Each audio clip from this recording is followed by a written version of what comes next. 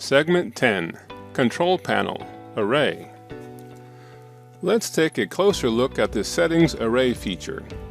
Here, you can turn a single file sent from your PC or the U-disk into a pattern of decals. From the home screen, touch the Set button to enter the Settings menu. Then touch Array to access the Array Settings page. There are two sets of X and Y tables displayed. The one on the left allows you to set the number of rows and columns. Use the plus and minus buttons to determine how many of each you want to cut. The X value determines the number of columns. The Y value determines the number of rows.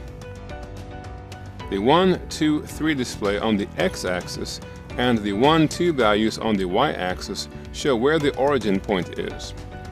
Columns will be added from right to left across the platen. Rows will be added from bottom to top.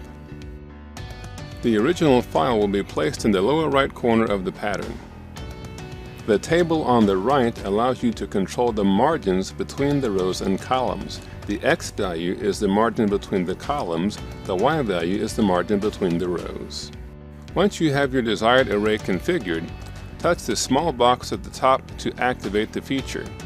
A check mark will appear. Then touch Cut Array to activate the cutter and produce your decals.